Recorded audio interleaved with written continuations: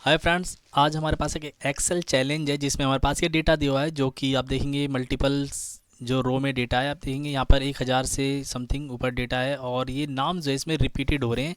और इसमें हमें करना क्या है कि जो हमारा डेटा एक ही रो में आ जाए, इस नाम से रिलेटेड जो भी ये 4 आइटम्स हैं इसके establishment member ID, date of joining, date of exit, ये क्या है एक ही रो में आता चला जाए। जैसे सेकंड नाम मिले तो वो उसके आगे आ जाए। जैसे कि यहाँ पे मैंने ले रखा है ये नाम, मैंने यूनिक वैल्यू ले ली है, डुप्लीकेट जो डिलीट कर लिए हैं। और मैंने इसमें काउंट किया था तो टोटल जो है 8 जो टाइम रिपीटेड मैक्सिमम कोई नाम है इसमें है। तो मैंने 8 हेडर भी ले लिए हैं। ये जो 4 हेडर हैं ये ऊपर के, ये ठीक है, 4 हेडर एक के बाद एक के बाद मैंने यहाँ पे ले लिए हैं। और इस जो भी इसके रिगार्डिंग इन्फॉर्मेशन होगी वो उसके सामने उठती चली जाएगी। उसके लिए हम यहाँ पे फॉर्मूला लिखेंगे। तो देखते हैं उसके लिए हम किस तरह से करेंगे। यहाँ पे आप ऑफसेट का भी यूज़ कर सकते हैं, लुकअप फंक्शन का भी यूज़ कर सकते हैं। मैं यहाँ पे इंडेक्स फंक्शन का यूज़ कर रहा हूँ और मैं आपको इसमें समझाऊंगा कि किस तरह से हमने इसको यूज़ किया है। तो यहाँ पे लिखेंगे हम अपना index function, and index function के बाद ही पूछता है एरे। तो एरे हमारा वो एरे हो जाएगा जहाँ से हमें डेटा उठाना है। तो इस्टेब्लिशमेंट से लेकर यहाँ तक जो डेटा है इसके अंदर से हमें डेटा उठाना है। इसको कर देंगे फ्रीज, कोमा लगाएंगे। पूछता है रो नंबर। जो मेजर हमारा टास्क है यहाँ पे रो नंबर का ही है कि जो हमारी ये वैल्यू है, ये वाला जो नाम है, ये किस रो में मैच हो रहा है और वहाँ से वैल्यू उठाना है उस रो को मैच करके। तो यहाँ पे उसके लिए हम यहाँ पे लिखेंगे स्मॉल फंक्शन, एंड उसके बाद लिखेंगे स्मॉल इफ़। अगर कि ये जो वैल्यू है नाम की, यहाँ पे जो डेटा है ये A2 से लेकर 1024 तक, ये इक्वल टू है हमारा इस नाम के। और यहाँ पे इसे हम कॉलम को कर देंगे फ्रीज ताकि हमारा कॉलम चेंज ना हो जब फॉर्मूले को आगे ड्रैग करें। तो कॉलम फ्रीज हो गया। अगर ये नाम है इक्वल टू, मतलब ये नेम का जो कॉलम है इसमें अगर वैल्यू इक्वल टू है इस नेम के, तो क्या हो, तो यहाँ पे आ जाए, लिख देंगे हम रो फंक्शन, एंड रो के अंदर आ जाए हमारा रेफरेंस जो भी है B2 से लेकर B1024 तक। इसको भी कर देते हैं फ्रीज तो ये आ जाए। नहीं तो क्या हो, इसमें ब्लैंक वैल्यू आए। कर देते हैं फंक्शन को क्लोज। अब पूछता है स्मॉल कौन सी वैल्यू उठानी है। तो स्मॉलेस्ट जो 1 होगी सबसे पहले जहाँ पे मैच करेगा, तो स्मॉलेस्ट 1 जो है वो उठा लेगा। स्मॉल फंक्शन को भी कर देते हैं क्लोज, एंड कोमा लगाते हैं। अब पूछता है कॉलम नंबर की। रो नंबर तो हमारा मैच हो गया, लेकिन कॉलम नंबर कौन सा। तो कॉलम नंबर में हम क्या करेंगे, हमारा हेडर जो है यहीं से हमने कॉपी किया है, तो ये हेडर हमारा क्या है, मैच करेगा, सिंपल। तो यहाँ पे हम मैच फंक्शन लिख देंगे, मैच मैच करे हमारा ये हेडर, कि ये हेडर है, इसमें हम रो जो है उसको कर देंगे फ्री ताकि हमारा जो रो चेंज ना हो, कॉलम हमारा चेंज होएगा ही। तो हम कर देते हैं रो को फ्रीज, कोमा लगाते हैं। लुकअप एरे के अंदर हमारा ये हो जाएगा यहाँ से लेकर यहाँ तक कॉलम हेडिंग, और इसको कर देंगे फ्रीज, कोमा लगा के एग्जैक्ट मैच, उसके लिए हम 0 लिख देंगे। मैच फंक्शन कर देंगे क्लोज, और यहाँ पे इंडेक्स फंक्शन भी कर देंगे क्लोज, और हिट करेंगे एंटर। ठीक है, तो अब देखेंगे जो हमारा फर्स्ट नेम है जहाँ पे मैच हुआ है वहाँ से उसने कंपनी उठा लिया। अभी हमारा फॉर्मूला पूरा नहीं हुआ है, क्योंकि आप देखेंगे जैसे ही मैं इसको ड्रैग करता हूँ आगे की साइड, ठीक है, आप यहाँ पे देखेंगे एग्जिट डेट और जो भी ज्वाइनिंग डेट है वो सब कुछ फर्स्ट कंपनी वो तो आ गई। सेकंड में भी क्या कर रहा है, ये फर्स्ट कंपनी का ही डेटा उठा रहा है।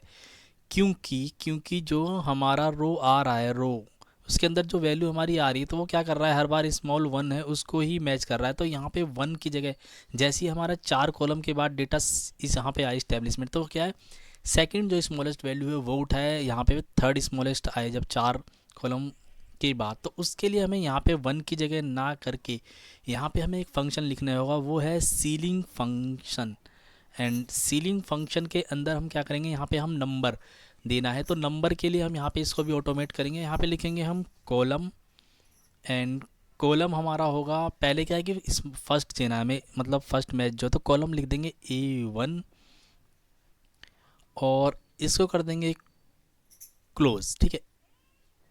एंड A1 आने के बाद हम यहाँ पे फिर से लगाएंगे हम यहाँ पे कोमा, और कॉलम A1 इसका सिग्निफिकेंस लिख देंगे 4, क्योंकि हमारे पास 4 कॉलम है। तो इसका क्या, मल्टीप्लायर में वो चेंज करता रहता है वैल्यू को। जैसे कि यहाँ पे 2 आएगा तब भी 4 देगा, 3 4 तक 4 देगा।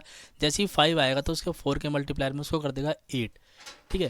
तो ये तो हमारा हो गया सीलिंग फंक्शन का जो काम करेगा। तो ये 4 यहाँ पे ला के देगा 8, जैसे ये 4 कॉलम के बाद 8, तो इसको क्या कर देंगे हम, डिवाइड कर देंगे, डिवाइड बाय 4, ठीक है, और हिट करेंगे एंटर।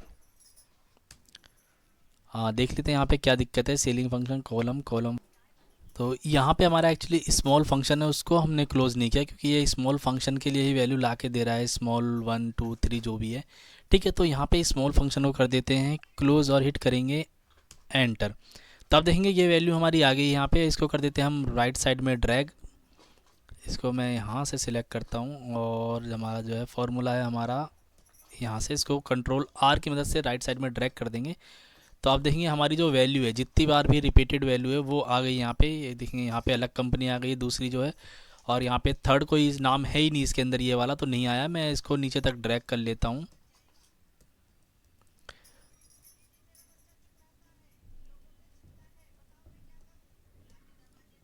ठीक है, ये हमने ड्रैग कर लिया। अब देखेंगे यहाँ पे जो कंपनी 4 टाइम रिपीटेड है उसका 4 टाइम नाम आ चुका है यहाँ पर। अब देखेंगे मैं यहाँ पे फ़िल्टर लगा के दिखाता हूँ, लास्ट में आता हूँ और यहाँ पे कुछ जो कंपनीज थी वो 4 टाइम रिपीटेड थे नाम जो थे, यहाँ पे मैं कर देता हूँ सिलेक्ट। ठीक है, तो आप देखेंगे यहाँ पे जो फाइव वैल्यूज़ जो हैं उनमें अंदर जो है 8 टाइम जो है, सॉरी 8 टाइम जो है रिपीटेड थे वो, उनकी वैल्यू यहाँ पर आ गई है। और इस तरह से जो हमने डेटा यहाँ पे उठा लिया है एक ही रो के अंदर जो भी इनसे रिलेटेड डेटा है।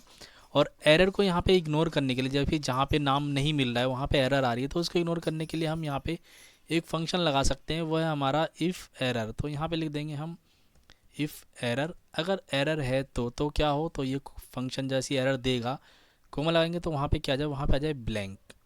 हिट करेंगे एंटर। ठीक है, इसको मैं फिर से राइट साइड में ड्रैग कर लेता हूँ और इसको नीचे तक भी कर लेता हूँ ड्रैग। ठीक है, तो जहाँ पे भी एरर दे रहा है वहाँ पे क्या है, ब्लैंक आ जा रहा है, और जहाँ पे वैल्यू मिल रही है वो वैल्यू उठा के दे दिया इसने। तो इस तरह से हम जो है मल्टीपल्स जो रो में डेटा है उसको हम एक सिंपल रो के अंदर ला सकते हैं। और मैं यहाँ पे आपको दिखा दूँ कि जो हमारा जो फंक्शन है, ये सीलिंग फंक्शन एक्चुअली करता क्या है। सीलिंग फंक्शन यहाँ पे हो क्या रहा है कि यहाँ पे जैसे हमारा यहाँ से लेकर यहाँ तक 4 कॉलम में डेटा आया, और यहाँ पे स्मॉल 1, तो जहाँ पे हमें रो में मैच कर रहा है डेटा कि जैसे ये हमारा मैच किया एल्डोस, तो एल्डोस हमारा यहाँ पे मैच किया, तो स्मॉलेस्ट 1 जो इस रो में मैच किया जैसे, तो स्मॉलेस्ट 1 ये वाली रो हमने ला के दे दी यहाँ पे, यहाँ पर ये यहाँ पे। ठीक है, मैच किया जैसे ही जिस भी रो में 1 या 2 में मैच कर रहा है तो उसका नंबर ला के दे दिया इसने। और जैसे हम आगे बढ़े तो हमने यहाँ पे क्या कॉलम फंक्शन लिखा था कॉलम, अब कॉलम A1 क्या लेगा 1 ला के देगा। जैसे हम आगे बढ़ेंगे तो कॉलम B हो जाएगा तो वो 2 ला के देगा। लेकिन यहाँ पे हमने सीलिंग फंक्शन लगाया, तो सीलिंग फंक्शन क्या करेगा, 2 को क्या करेगा, उसको भी 4 कर देगा, 3 को भी 4 कर देगा, 4 जब D 4 देगा तो उसको भी 4 कर देगा, और डिवाइड बाई 4 क्या होगा 1 होगा। ठीक है, तो स्मॉलेस्ट 1 हो गया इसके लिए। लेकिन जैसे ही आगे बढ़ेंगे तो अब क्या करेगा, E1 क्या होगा, E होता है 5th नंबर, तो वो क्या है 5 ला के देगा, तो 4 सीलिंग फंक्शन क्या करेगा, उसको 8 कर देगा, डिवाइड बाई 4 करेंगे तो 2 करेगा, तो क्या है सेकंड स्मॉलेस्ट वैल्यू उठाएगा। इसी तरह से आगे ये फंक्शन काम करता रहेगा और जहाँ जहाँ मैच करता रहेगा वैल्यू उस हिसाब से उठा के देता रहेगा। कि आई होप ये वीडियो आपको अच्छा लगा होगा और काम का भी लगा होगा। तो ऐसी ही वीडियो देखने के लिए चैनल को लाइक करें, वीडियो को भी लाइक करें और चैनल को सब्सक्राइब भी करें।